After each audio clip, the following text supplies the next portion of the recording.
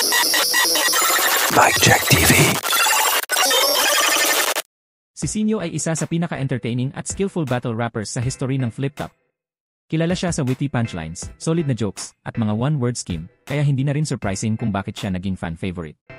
Sa buong career niya, ilang malalakas na pangalan na ang nakalaban niya sa battle rap scene, at nagbigay siya ng legendary performances na hanggang ngayon ay pinapanood pa rin. Sa video na to, titingnan natin ang top 10 Sinyo battles, kung saan pinakita niya ang best moments niya, mula sa pinaka-wild na jokes hanggang sa matitinding bara. Kung OG fan ka o ngayon mo palang nadidiscover si Sinyo, siguradong mag-enjoy ka sa listahang to. Huwag kalimutang mag-subscribe at i-like ang video. Tara simulan na natin. Top 10. Sinyo vs Andy G. Sa laban ni Sinyo vs Andy G, pinakita ni Sinyo ang kanyang kahusayan sa witty punchlines at solid humor, gamit ang perfect comedic timing para magpatawa at mag-dominate sa battle. Ang kanyang crowd control at mga clever na bara ay nagpataas ng level ng performance. Tamang-tama. Meron kang tamang-tama. Pero wala ka ng ibang tama bukod sa tama mo, kaya tama na, baka tamaan ka. Kasi minsan tama rin na tama rin. Kumbaga tama din na tama din. Kasi kanina ka pa nandito, pero wala kang dating. Sa tagal at sa dami ng naging laban mo sa Flip Top, wala kang narating. Para kang diabetic na may sugat, matagal kang gumaling. Ako, nag-improve na ako nung una akong nadapa. Kasi masyadong pabaya.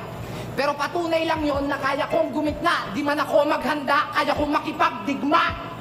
Kaya taba, nakuha mo ba yung gusto kong sabihin? Kung nakuha mo, pakibalik na lang sa akin.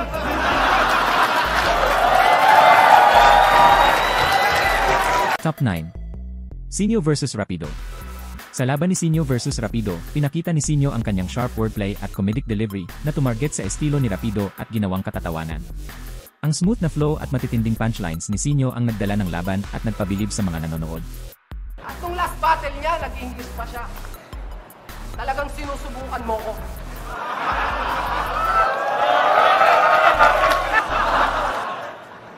If you want to talk about the universal language, which is English,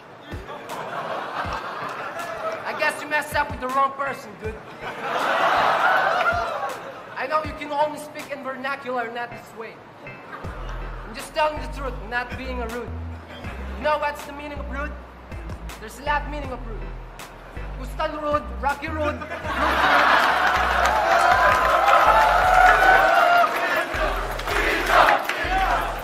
Kasi real talk, di mo kayang mag-real talk. Amoy basura yung hininga mo, yan yung literal na trash talk. Gusto nyo makarinig ng real talk? Real talk! Narinig nyo ba? Ayoko nang magpaliwanag, tangina mo, gabi na. At magpapauwi ka na rin? Hindi ka rin makapaghintay? Uuwi din ako, kaso awatin mo yung shota mo, gusto atang sumabay. Top 8. Sinyo vs G-Spot. Sa laban ni Sinyo vs G-Spot, pinatunayan ni Sinyo na hindi lang siya basta-basta comical, kundi may matitinding jokes na tumama kay G-Spot. Gumamit siya ng pabibo punchlines at creative humor na gumawa ng impact sa buong crowd. Tingnan ko pala yung isa niyong kanta. Nakalimutan ko na ako ng title nun. Basta marami kayo doon. Puro mga hip-hop na kalbo, mukha kayo naglalakad na roll-on.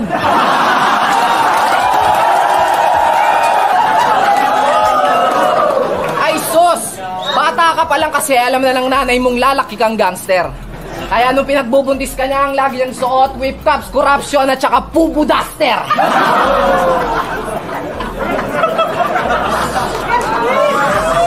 Pag may trouble ang mga member, si G-Spot ang starter ng pagpapablatter.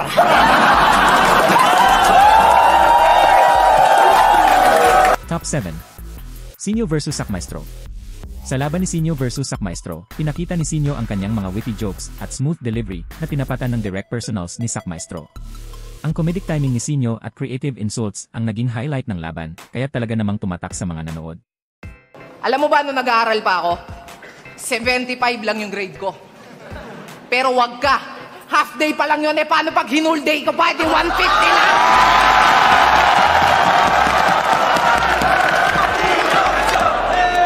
At puro pa Taglish. Hindi mo ba kayang mag-English ng buo? Ano yan? Para pag nag-nosebleed, isang butas lang yung dudugo.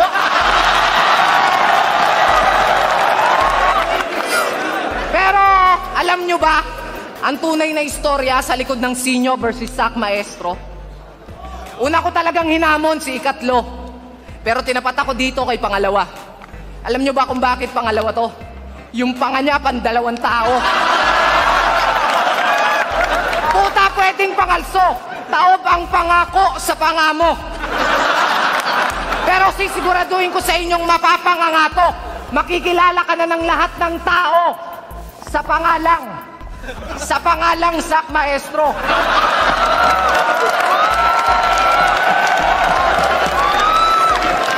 Kasi kahit di ko na ipagsigawan, alam na ng karamihan na ang pangapangamok. Ang pangapangamok. Puro kakapangahantol. May kamukha kang karton. Karton ng emperador. Top 6. Sinyo versus Nikki. Sa laban ni Sinyo versus Nikki, pinakita ni Sinyo ang hilarious punchlines at witty jabs na talagang tumama sa bawat bara. Ang comedic timing at matatalim na jokes ni Sinyo ang nagbigay ng malaking advantage sa kanya, habang si Nikki ay sumubok mag-counter, pero nahirapan pantayan ang energy at creativity ni Sinyo. Yo!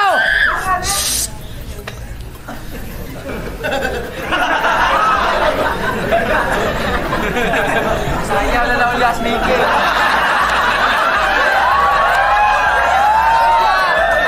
Malamang nagtataka ka. Kasi wala pa akong sinasabi, nagre-react na sila. Ganito kasi yung mga itsura na kahit ituro mo lang matatawa ka na. Pumas! Pasalamat ka't hindi ako pumunta dito para manggulo, Brad.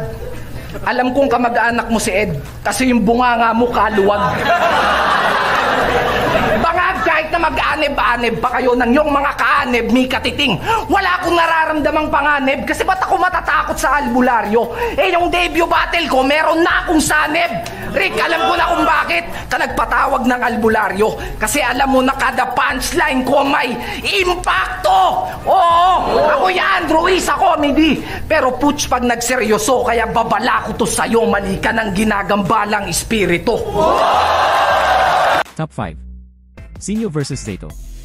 Si Sinyo naglabas ng mga jokes tungkol sa itsura at personal na buhay ni Zaito, tumama ng matindi gamit ang witty punchlines, habang si Zaito naman ay nahirapang mag-respond at nag-freestyle na lang. Sa huli, binadibag ni Sinyo si Zaito gamit ang kanyang consistent na delivery at clever na mga bara. Yang grupo mo nga pricing. Yung mga members, mukhang aning. Si Apok, choking. Si Balakid, bonjing. Si Keija, mukhang praning. Si Aklas, may tililing. Si Saito, andusing.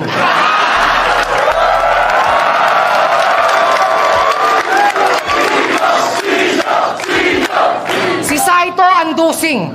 Si Enigma, paano ba to? Siyempre, pogi, pag si Bossing! Yo, yung line na to, malamang mga gamers lang yung mag-react. Kasi sa sobrang itim mo, mukha kang karakter sa games na hindi pa na-unlock. Kasi sa lahat ng nakilala kong maitim, ikaw lang ang dumihin.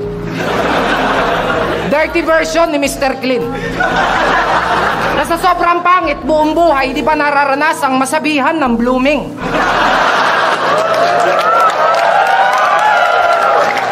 Kasi kung ako tatanungin, ba't kita sasagutin? Tignan mo naman kasing itsura. No choice na pero choosy pa. May pulso pa pero nangangamoy na. Kasi pinsan mo si Aklas, di ba? Kasin mo siya. Paano ko nalaman? Kasi magkasing amoy kayong dalawa. Top 4. Sinyo versus Fruz. Sa laban ni Sinyo at Fruz, pinakita ni Sinyo ang kanyang pinahusay na one-word schemes at mga clever jokes na talagang na-outsmart niya si Fruz.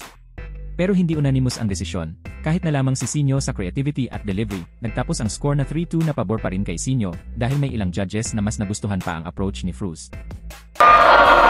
Kaya naman, yung double meaning mo, meaningless ulul.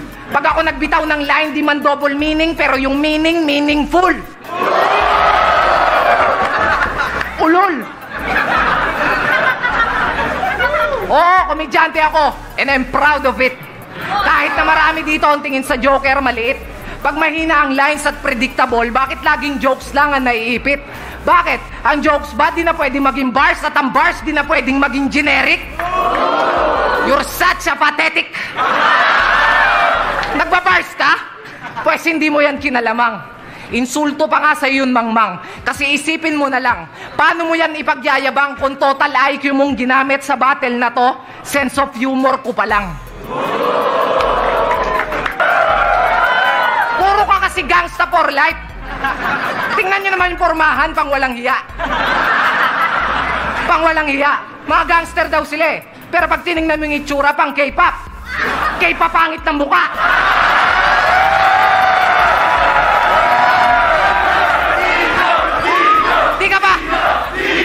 Di ka ba nahihiya? O di ka ba marunong manalamin? Ganito itsura ng mga siga sa amin. Di na may itsura, parang walang magandang gagawin. Talagang pantigasin. Yung tipong buhay pa rin kahit ilang beses mong pagsasaksakin. Top 3. Sinyo versus Shi. Ang laban ni Sinyo at Shehi ay naging intense at controversial dahil ginamit ni Sinyo ang mga personal na attacks tungkol sa pamilya at relasyon ni Shehi. Habang on point ang humor at punchlines ni Sinyo, sa kabila ng kontrobersya, ang overall delivery at crowd control ni Sinyo ang nagbigay sa kanya ng edge at naging isa ito sa mga most viewed battles sa Flip Top history. Tapos ako pa. Ang sasabihan nyo na mababaw lang daw ang aking pagpapatawa. Pero di ba mas nakakatawa? Yung mga katagang pag narinig nyo nang hihiwalay ng kaluluwa. Puta, ganyan sila. Mga rapper na may super duper powers pa. Mga rappers na may super duper power pa. Tapos ako pa. Yung mga jokes ko daw pambata, sakto. Kasi isip bata ka. Ako'y tapos na sa imahinasyon. Mulat na to sa realidad. Nagising sa panaginip ng ang pangarap matupad. Pamilya aking dedikasyon. Kaya tagumpay ay naabot kahit kapuspalad. Movement, street smart, knowledge, yan ang hip-hop. Clothing line ko pumatok.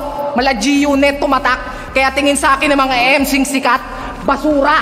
Kasi yung pangalan ko kalat. Hoy, mulat! Sige, ikaw na celebrity. Ikaw na nasa TV. Ikaw na nasa mainstream na may mataas na talent fee. Pero ako, wala akong pake. I can make my own money gamit aking ability, and that's the life of a true MC. Hindi kita pinapasikatan, Shehi. Tirek ang araw ko. Tanghaling tapat kaya ako mainit sa tao. Ikaw, dapat hapon na karir mo. Palubog na, kaya ka na sa ahon at yun ang totoo. Pinanood ko yung last battle mo. Puta, kala ko yun na yung last battle mo. Top 2. Sinyo versus Tipsy D. Sa laban ni Sinyo at Tipsy D, kahit dikit ang laban, sa huli, si Tipsy D ang nagwagi. Ang clash ng bars ni Tipsy D at mga jokes ni Sinyo ay talagang solid, parehong may impact sa crowd. Sa dulo, kahit na maganda ang performance ni Sinyo, ang technical skill at delivery ni Tipsy D ang nagbigay sa kanya ng edge. Ngayon, ang rematch nila ay isa sa mga pinaka-inaabangan, pero mukhang malabo nang mangyari sa ngayon. Mahina.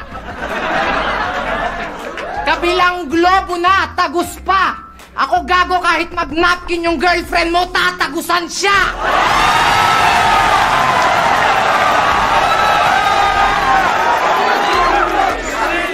At Batman, niloloko mo ba ako? Gusto mong hampasin kita ng case? Yung lapad ng mukha mo pandalawang tao, mas bagay sa'yo si Two-Face! At yung kagwapuhan ko, gusto niyang tawaran. Huwag namang ganyan, ito na lang ang aking puhunan.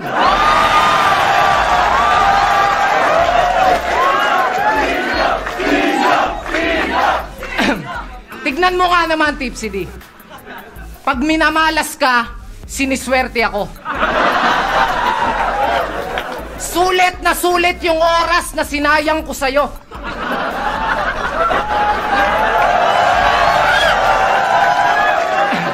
Kasi yung makakalaban mo ngayong gabi, Ibang klaseng sinyo. Pag sinimulan ko na mag-joke, maraming nawawala sa pagkatino. Mas terrible at mas masakit pa ako sa tadhana magbiro. Kaya Tipsy D, ano yan pag nagkaanak ka si Tipsy E?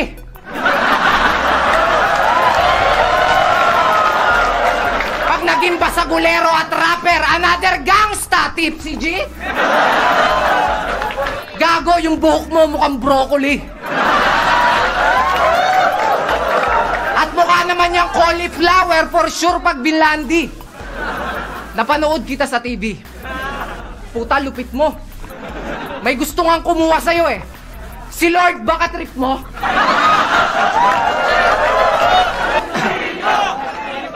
Impersonate ka ni Einstein? Tipsy Nepomuceno. Sa pagpasok mo sa pinto ng liga, ang ginamit mong key, duplicate na stilo. Magaling lang mag-imitate itong mukhang inchik na to. Pwede natin sabihin na stolen pic ang image na dinevelop mo. At ikaw daw ang pinakamatalino sa inyong grupo. Wala daw tapon sa bawat bitaw. Kasi nga Einstein daw. Puta edi wow! Ngayon, Tipsy D, it's grind time now. Don't flap, ito'y smack to your face. Sa pagsulat ang way address bar ng URL, kinapi-paste. Kaya sa pagiging flexibility at creative artist-based mentality, wala kang originality.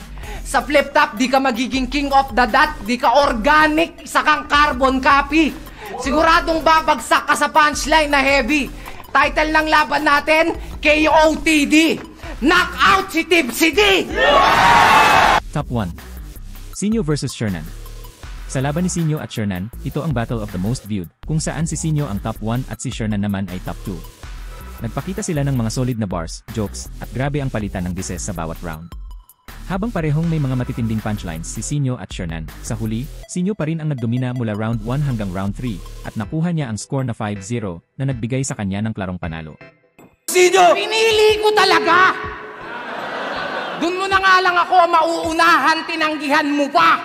Kasi sino bang tangang gustong maging pangalawa, baka nakakalimot ka? Nandito ka sa mundong walang may pake, pag di ikaw ang pinakaking ina ka! Numbers don't lie. So what you gonna do? Anong second most viewed? Who the fuck are you? I-remind lang kita kung wala kang clue na ang rule number 1, never be number 2. And that is true. Walang ibang makakagawa ng mga nagawa ko. Champion mo, mukha mo. Corona kung suot ay para lang sa aking ulo. Walang magbabago. Taon mang di bumatel, mananatili to sa trono. Kasi di lang basta top 1, kundi top 1. Kaya di nyo mauga-uga sa pwesto. Tangina, Shernan. Ang kauna-unahang rapper na Dalmatian.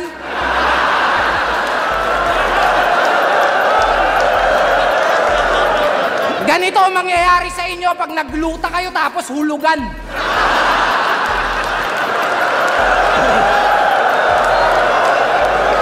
Pero epic yung balat eh, no? Trial skin yan. O ba't di nyo subukang ispatan? Ispatan nyo!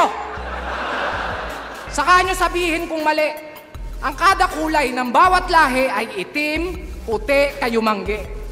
Pero ikaw, iba ka pare. Ibang klase. San ka kasali? Ngayon lang ako nakakita ng kulay bukake. Kaya wag kang mag-inarte. Hindi yan Betilaygo. Yung sikreto mo alam na namin. Wag mo na kaming lokohin. Ba't di ka pa umamin? Mukha lang yung sakit sa unang tingin. Pero QR code dyan, subukan yung iskanin. Kaya maawa ka. Maawa ka sa misis mo, brother. Baka pwedeng pakiconsider. Paano pag binabakhag ng partner? Parang magpapalit ng galon sa water dispenser.